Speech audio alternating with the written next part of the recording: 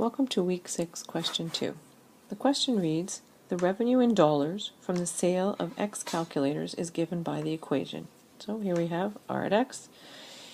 The first part of the question says, find the marginal revenue function. So this is similar to week 6, question 1, where we found the marginal profit function, where we're now asked to find the marginal revenue function. So remember, marginal is one of those keywords that means to us that we're looking at the derivative of this function, and the things we need to look at is we're going to evaluate the function to see what kind of function we're dealing with and to see what derivative rules we have that may apply to it.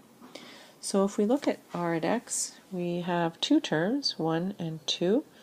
Term 1 is a constant, 9, and term 2 is a square root function. So when we consider the derivative rules that we have power rule, exponential rule, log rule, but we don't have one specifically for square roots. So what are we going to do with this? My advice is we look at it differently. So if we can remember from our prior knowledge that the square root of a term can be written by its equivalent, that term raised to the power of 1/2. So we can actually equate a square root to a power quite simply, and that may be the easiest thing to do here, okay? Because we do have a rule for a derivative of a power. So let's rewrite this function and see what we get. We're not taking the derivative yet. We're just looking at the function in a different way, okay? 524x minus 2x squared, all raised to the power of 1/2.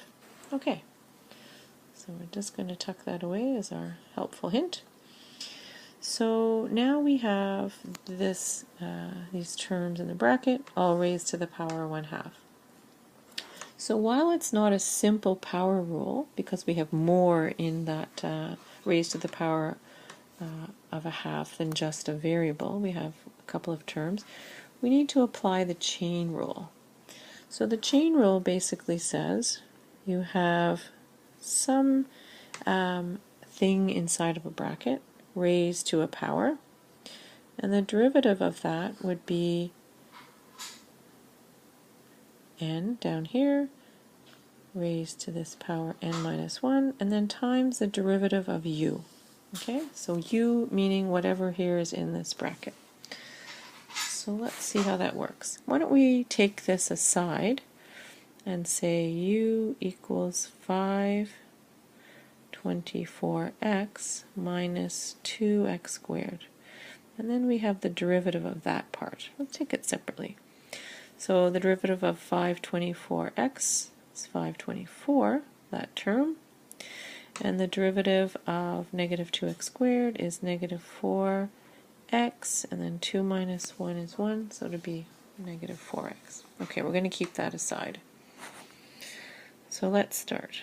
We have the derivative of the revenue function. Again, 9, our first term here, that's a constant, so the derivative of a constant is 0. And then we have 1/2, all of the stuff in the bracket. We just keep that where it is. And then 1/2 minus 1, so that's going to be negative 1/2. And then we're going to multiply all of that by u prime, or the derivative of u. And I'm going to run out of space here. 524 minus 4x. Okay, multiplied there. I'm going to go to the second page.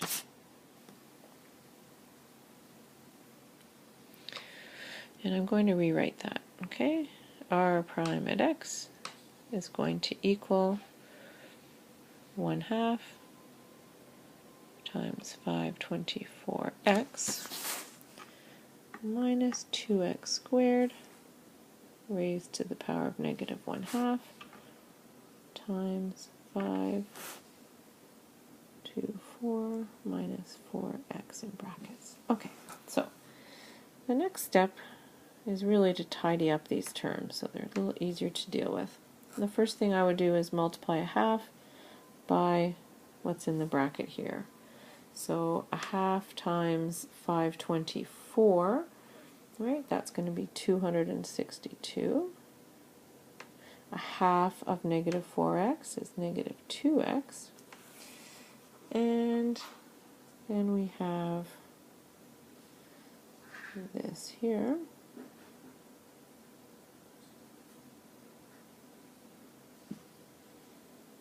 Minus 2x squared, all to the negative 1/2.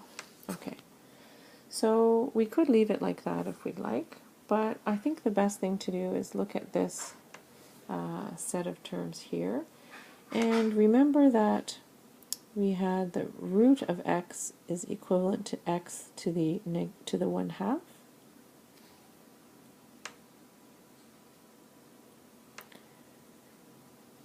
But if you have 1 over root x, that is equivalent to x to the negative 1/2, where negative indicates that it came from the denominator, and a half indicates that it was once written as a square root. Okay, so these are going to help us out here again.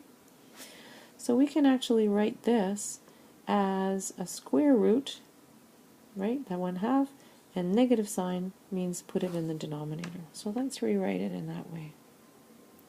I'll just tidy it up a little bit. So we have 262 minus 2x all over the square root of 524x minus 2x squared. Okay? And now the next step would be we're going to be given some values in order to evaluate this function. And in this case, if we look at part B of the question, we've been given values of x equals 12 and evaluate, x equals 40 and evaluate, and x equals 80 and evaluate. So that means you're just substituting value of 12 in for every x you have in the marginal revenue function and solving. So if we were to do that, we're going to find that the marginal revenue at the for the sale of 12 calculators is going to be 3.07, and for 40 it is 1.37, and for 80 the marginal revenue is 0.60. Okay, so what does that mean? So if we look at these values, you can see that with an increase in sales, our marginal revenue actually goes down.